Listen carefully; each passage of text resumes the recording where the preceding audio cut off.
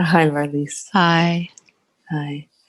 So, just to love your response to this. I find myself often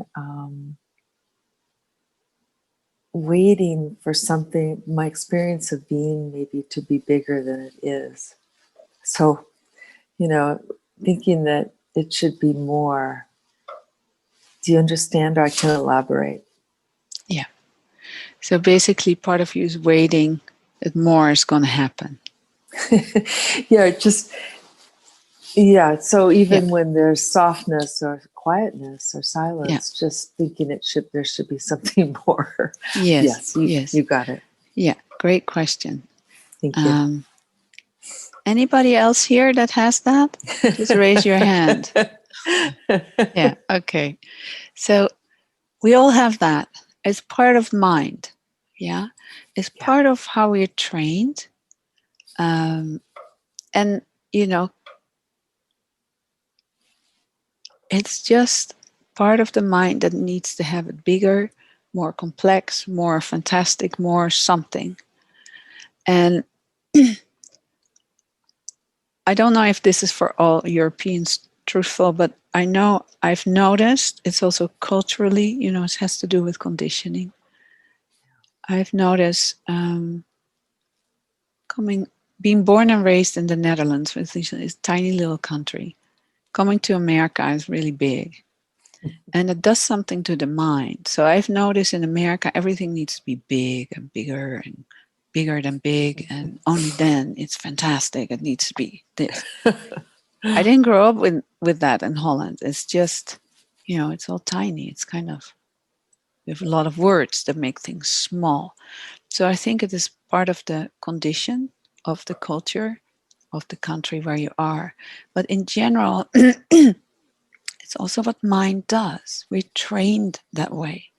When you look, for instance, at a cell phone, it needs to be better. Every cell phone is better, more possibility, more everything. You have a better video, better view, better. Yes, there is, of course, a place for that. But there's hardly ever time to actually relax with what is. Yeah, because there's something new that needs to happen. So we're constantly on the move. That's how we trained.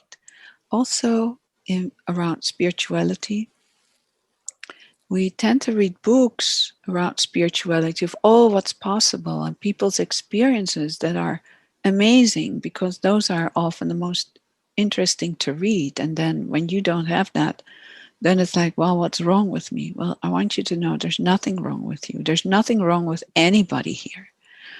We're just all built in the way we're built, or baked in the way we're baked. So that's all part of the activation of mind. That it needs to be more, or why is it so little, or etc.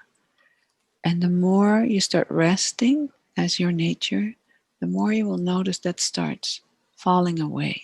It's just like a little agitation in the nervous system that just cannot quite relax.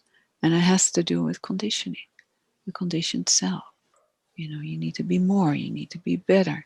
And yes, we're all being squeezed, and we are all growing. You could say deeper or more, more of everything in a way. But in another way, simultaneously, more and more is letting go of, more the mind lets go, less thinking is happening. So part of seeing that deepening happens in and as our nature is thoughts are start falling away without you doing anything about it, really. And sometimes by deeply looking into it. But also it just falls away, poof, falls away. Or perhaps she gets very, very sick, and then poof, things fall away that you didn't plan on. At the moment you wake up to your nature, poof, things fall away. So it's both. It's the falling away of anything that's not necessary, and more what you're left with is with your nature. And your nature is patience itself.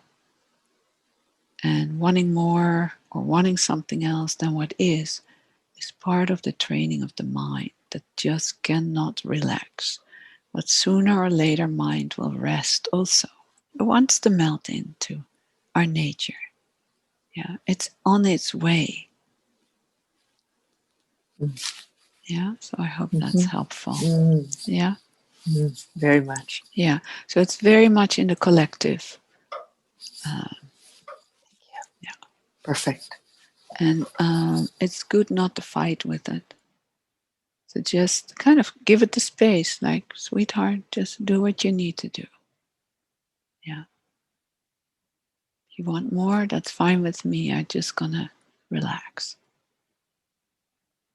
And then if more wants to happen, then it comes from the being, not from the doing. Yeah. Okay. So then I see some.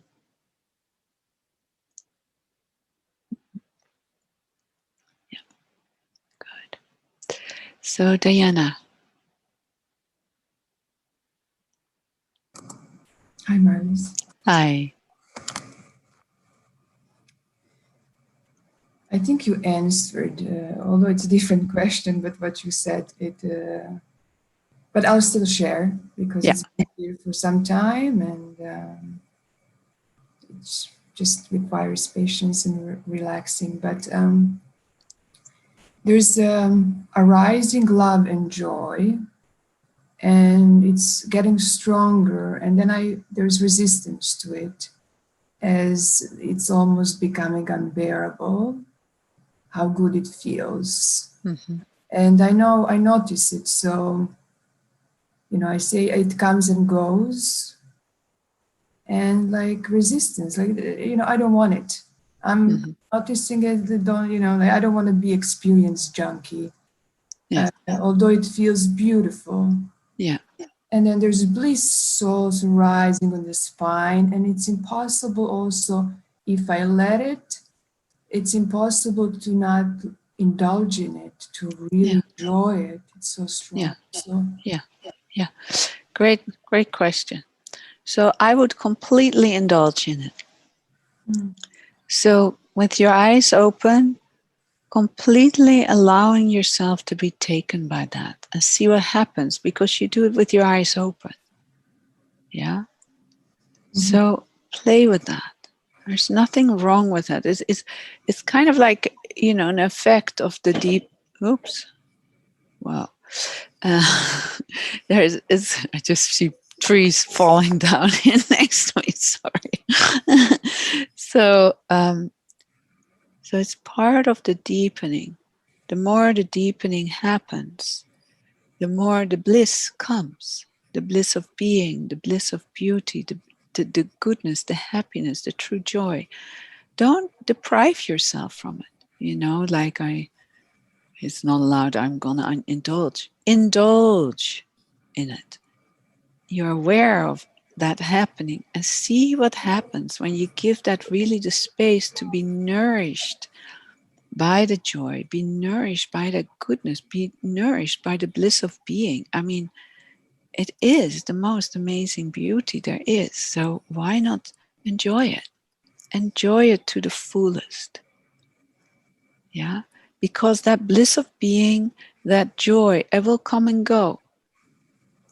And you will always end up in your nature. And different flavors of that will be expressed. It's just the expression of your nature. Yeah? It's not bad. It's not wrong. Yeah? That's my experience. So play with that and see what you find. Yeah. I do know that, Tibetan Buddhists that feel when there's joy, they almost have to slap themselves to not feel that, because it comes and goes. To me, I just think that's absurd.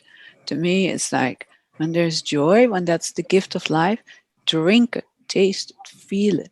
Because then your whole body being is being filled by that. And then sooner or later, it will all melt in all directions or no directions into space. Yeah, and that's what for me is also the beauty of Kashmir Tantra. Because in Kashmir Tantra, the original Tantra, it receives everything. Nothing is seen as separation. Yeah. So because it all sooner or later will melt into spaciousness. So when you notice that bliss in your spine, stay with it, taste it. What's the taste of that? Stay with that and notice. Yeah? Because don't underestimate how in religion, what is mostly has been very male spirituality, and there's nothing wrong with male spirituality, it just misses the femininity of it. In the male spirituality, it's all like zoom, zoom, which is beautiful. We need that. But it misses the flow and the aliveness of bliss and how it nourishes and how sensual and how alive, It's alive. It wants to be lived. Even the Buddha, before he got fully realized, he spent many, many years with Kashmir, with the Kashmir Tantra, So it's a very original way of teaching the Kashmir Tantra, because it brings life in, it brings the body in, it brings aliveness in, it brings pleasure in, it brings everything in, pain and pleasure. So yeah, enjoy it and notice what that's like.